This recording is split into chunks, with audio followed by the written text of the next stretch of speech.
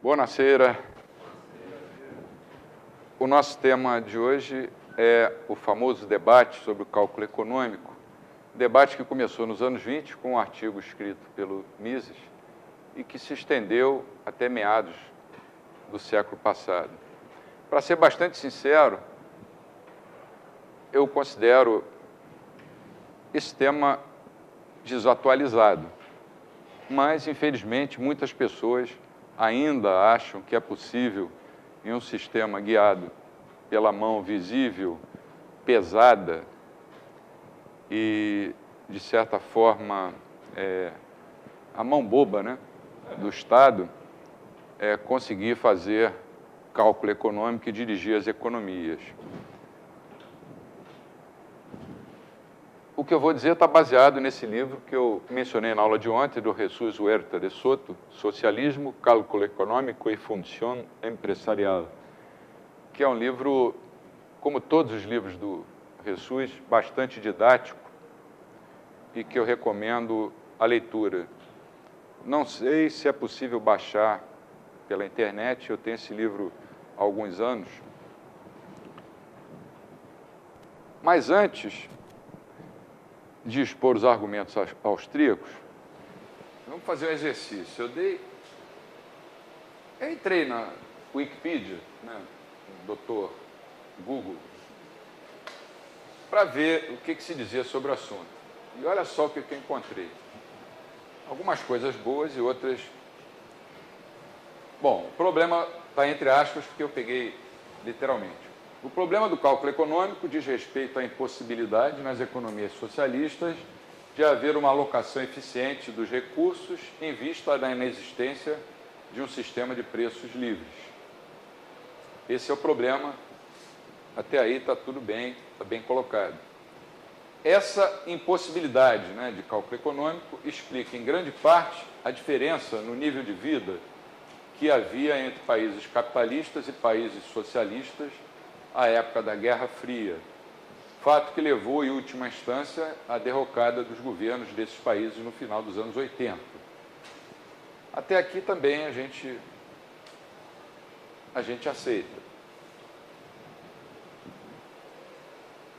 O principal formulador do problema do cálculo econômico foi o economista austríaco Ludwig von Mises. Além dele, também discutiram este tema. Olha como eles escrevem o nome do Hayek. Friedrich von Hayek. Por quê? Von dá a ideia de sujeito rico, de uma família tradicional, então já começa a maldade aí. O Hayek abandonou no final da vida o von, passou a simplesmente assinar F. A. Hayek. Não é? Naquele vídeo famoso do debate do Keynes com Hayek, ele até fala Hayek com H. Não sei se vocês lembram, né?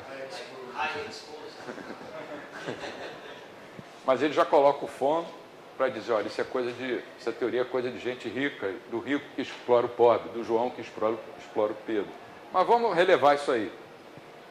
E do outro lado, né, Oscar Lende e Abba Lerner, que eram socialistas da época. O ponto de partida do debate foi um artigo do Mises, de 19.200, não. Ué, o cara é bom mesmo, ainda vai publicar. De 1920, em que o economista negava categoricamente a possibilidade de se utilizar o cálculo econômico racional num sistema econômico socialista. Essa negação dele foi tão categórica que, quando eu li a primeira vez, eu me convenci. Eu não me interessei em ler mais nada, não me interessei em ler o outro lado. Só recentemente é que eu fui pesquisar alguma coisa, inclusive a tese de doutoramento de um colega meu, Fábio Barbieri, da USP, que foi exatamente sobre o debate do cálculo econômico. Porque eu acho que é uma coisa tão sem sentido, no ano de 2011, você ainda discutir essas coisas, mas é sem sentido para nós, que simpatizamos com a escola austríaca. Para um menino socialista que passa aí pelo corredor, é relevante. Então é bom a gente ter esses argumentos, né? Então o Mises dizia que é impossível você fazer cálculo econômico racional num sistema econômico socialista. E ele afirmava especificamente que num sistema socialista não se podia fixar os preços dos bens de capital. o seu argumento principal era que sem mercado não podem existir preços. E sem formação de preços não pode haver cálculo econômico. Nada mais claro do que isso. Você não pode falar preços se não existe mercado. Você pode falar em pseudo-preços. Sei lá, preços fantasiados, preços controlados, tabelados, congelados, fixados, tem condição nisso. Além disso, o Mises dizia que o mecanismo de formação de preços só era possível mediante as relações de trocas de bens produzidos em um regime de propriedade privada. O argumento dele era esse. Sem propriedade privada não pode haver mercado. Sem mercado não pode haver preço. Sem preço não pode haver cálculo econômico. Então, o sistema socialista é um sistema que seguia às cegas. E vai ruir daqui a 60, 70 anos. Ele afirmou isso. Aí, continuando a Wikipedia. As primeiras tentativas de rebater a tese do Mises, com S só, né, foram lançadas na década de 30 por vários economistas. Polanyi argumentou, olha a cabeça das pessoas como é, que o livre mercado havia prejudicado a ordem social e que a crise econômica preparou o caminho para a emergência das ditaduras. É a opinião do cara, a gente tem que respeitar, mas eu prefiro nem comentar. Quer dizer, como é que você vai dizer que o livre mercado pode prejudicar a ordem social? Na época do colégio, eu ouvi Esse argumento. Então, esse é um argumento ensinado nas escolas. Nas escolas, desde o beabá até a faculdade, as pessoas são treinadas. Isso é Gramsci. Gramsci levado inteligentemente, diga-se de passagem, coisa que nós não tivemos aí na capacidade de fazer. Uma possibilidade seria a gente editar, tipo, cartilhas para crianças, ensinando que o mercado é uma coisa boa. Isso seria uma ideia sensacional que a gente até já conversou aqui um dia desses. E eu acredito que o Instituto Mises tenha interesse até em colaborar nesse projeto, que é um projeto bem interessante, né? Você ia falar do Gulliver, da bicicleta? O livre mercado é infantil, né? Uma coisa que fala do movimento de mercado, aquela coisa toda, as pessoas da cooperação. Quando você diz para uma criancinha qualquer coisa, às vezes aquilo fica marcado para o resto da vida. Exato. E é difícil você depois derrubar. Você mostrar que não era bem aquilo. Se ela for uma pessoa inteligente, quando ela tiver uma certa maturidade, ela vai raciocinar, vai ver, não era bem assim, mas nem todas as pessoas agem assim. Qual era a solução, entre aspas, de Lange e Lerner? O economista romeno Abba Lerner, com R só, não sei o que deu em meu, acho que eu saí repetindo, e o polonês Oskar Lange, também com E só, refutaram a segunda conclusão de Mises, também com S só. É só nome próprio. Ao construir um modelo em que havia formação de preços sem mercado. Eles construíram um modelo da roda quadrada, acreditando que estavam construindo uma coisa sensacional tecnicamente. Essa contra-argumentação ficou conhecida como terceira via e acabou estimulando fortemente o debate. Olha, nós estávamos nos anos 30, a União Soviética era uma experiência relativamente nova, o Ocidente ainda estava assim, saindo no meio de uma crise, que foi a Grande Depressão, e a economia soviética, mal ou bem, estava crescendo, porque eles estavam investindo em capital físico de uma maneira pesada, nos primeiros anos do comunismo na União Soviética. Então, na época, era uma coisa até pertinente. Essa formação de preços, né, através de modelos, não seria o tal do Gauss-Planck, na antiga União Soviética, né, os modelos econométricos, você jogava ali artificialmente preços na economia, então rodava os modelos... impondo a todo mundo aquilo que o teu modelo dizia que era o preço. Né? A solução de Lange e Lerner apareceu num ensaio do Oskar Lange e em 2 ensaios do Lerner. O trabalho deles provava, segundo a Wikipedia, a equivalência entre economia planificada e livre mercado quanto à alocação de recursos.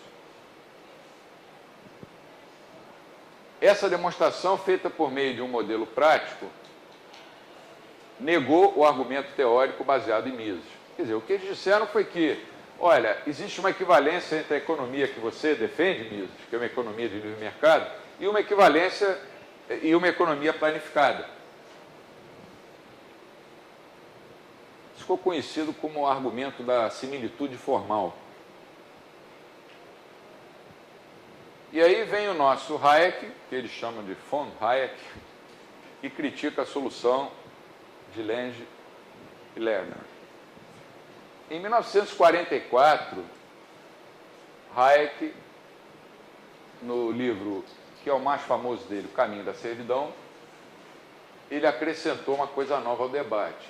Ele disse que, na prática, o planejamento central jamais poderia ter informações suficientes para tomar uma decisão racional.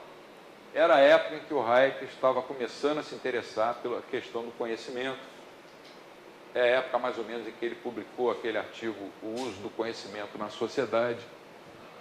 E ele colocou esse argumento muito forte, dizendo que o planejamento central nunca ia poder ter condições de deter a quantidade de informações necessárias para que fossem tomadas decisões racionais. Racionais no sentido de estabelecer quais seriam os preços a serem praticados pelos planejadores de plantão. E na opinião do Hayek, como na minha e acho que na de todos nós, não há nada superior ao sistema de preços.